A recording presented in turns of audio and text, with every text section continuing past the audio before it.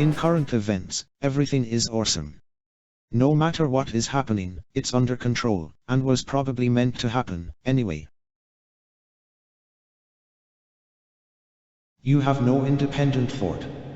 Obey and regurgitate the talking points we use. And panic when we tell you to panic. It seems that the broadcast is doing well.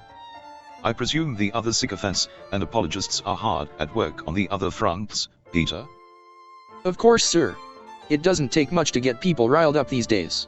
Sycophants can whip up an internet mob in no time flat. We'll be able to crush opposition with numbers and shouting. Lots of shouting. And if that fails, just guilt-trip the opposition, and delegitimize them with various attacks on their character and motives. I have sycophants at the ready with the latest buzzwords. Sounds good to me, sir. We're making the world a better place. If we all think the same, there wouldn't be any opposition to begin with. It's just the other side's fault. Today's topic is concerning propaganda, and the spin cycle. The term propaganda has been used ad nauseam erroneously, most oftentimes to describe information or viewpoints that one simply disagrees with or dislikes, usually by each side of the political spectrum, to the raucous applause of their adherents. So what is propaganda? Propaganda is information, especially of a biased or misleading nature, used to promote or publicize a particular political cause, or point of view. On this wise, the misleading information is distributed via the media, covertly, or overtly, to sway the people to one side of an issue, or the other. With that in mind, the subject of propaganda is an exhaustive one, with many variations and applications. I've managed to find 7 types of propaganda that you can see in the wild today. These 7 are the primary forms utilized in marketing and political rhetoric. Number 7. Bandwagon propaganda. Bandwagon propaganda utilizes the bandwagon effect, and its messaging rallies people around a trendy issue, cause, or product. This messaging incentivizes the audience to join the bandwagon, and take action, political, or monetary. Opponents of the bandwagon, or the ambivalent, are warned that they will be left behind, or on the wrong side of history if they don't join. I have a video detailing the rest of the bandwagon effect. Wouldn't want to repeat myself. Number 6. Card stacking propaganda. Card stacking propaganda involves intentionally withholding information to fool the audience, giving them the wrong impression, or impairing their ability to make an informed decision. The term is derived from when a player stacks the deck of cards in their favor. Card stackers trivialize unflattering information about their ideology or products, and only focus on the positives thereof. If you subject a card stacker to scrutiny or off-the-cuff questions, they will be sure to redirect the conversation to somewhere they feel comfortable.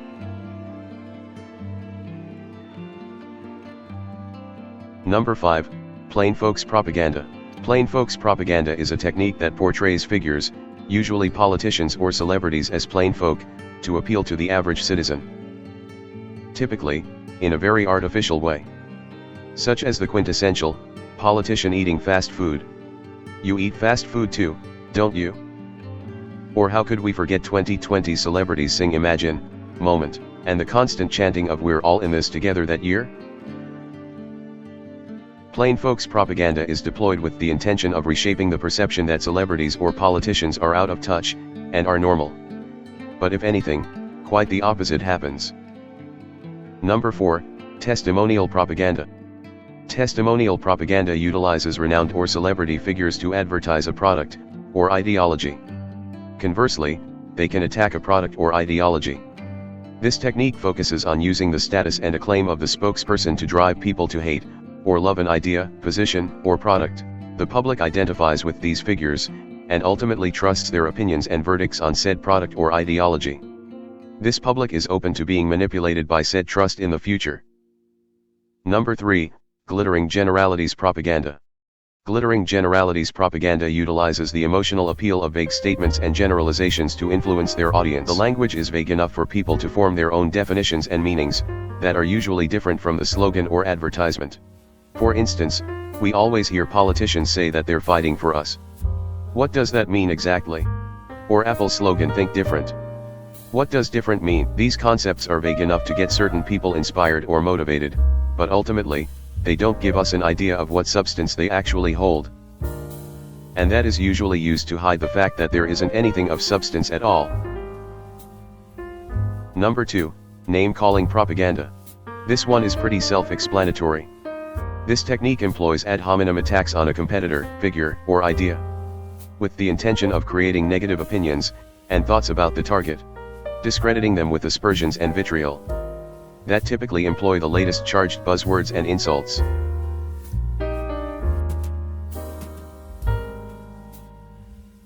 With these labels applied, the public can be weaponized against the target, and justification of their ill treatment can begin.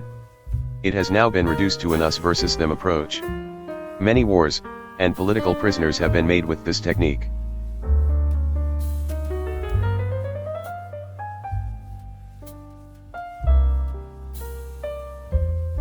Number 1, transfer propaganda. Transfer propaganda projects positive or negative qualities of a person, entity, object, or value onto another in order to make the second more creditable, or to discredit it. An example is Marlboro persuading the audience to identify smoking with the rugged strength of a cowboy. Another is when a politician uses the American flag to goad emotions of patriotism and the American spirit.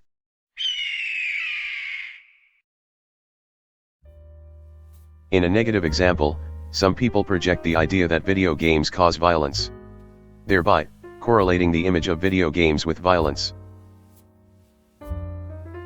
The erroneous belief is still spread because of that connotation. Transfer propaganda is effective at creating and utilizing symbols. Symbols to tear down, or to form in the image they desire.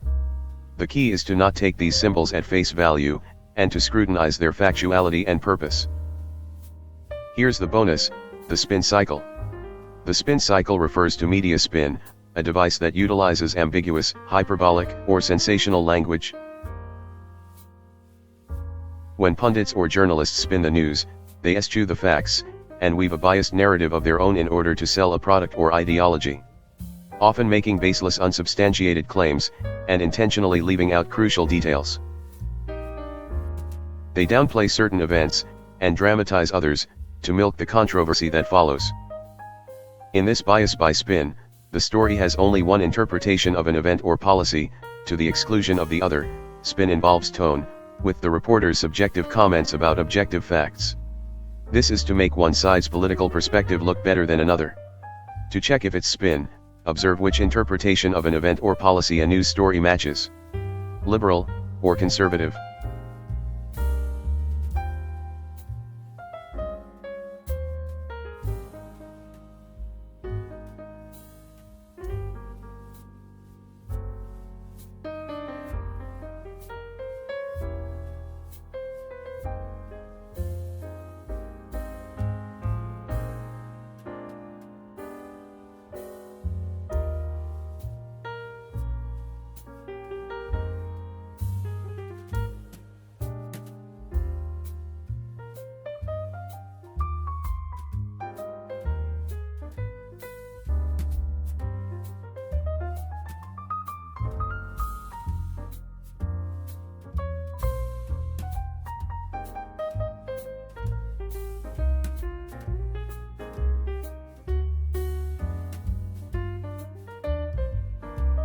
The spin cycle is the most common form of propaganda today.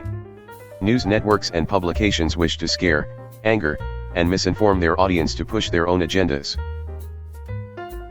Independent commentators and citizen journalists aren't exempt from utilizing spin as well. It is incumbent for the audience to question whatever source they use for their information, regardless of its origin, and to not seek out an echo chamber to confirm their own biases. As is the case, all sources are biased, some more than others. The key is to read or watch broadly, including sources that you disagree with, for comparison, and for a different perspective. Obviously, sources that are as fact-based as possible. Tools are also available for spotting bias, such as ground news. It compares the different sources, and their coverage of the same news stories. All Sides also does this, listing publications as left, center, and right. I will be leaving both in the description. Thanks for watching.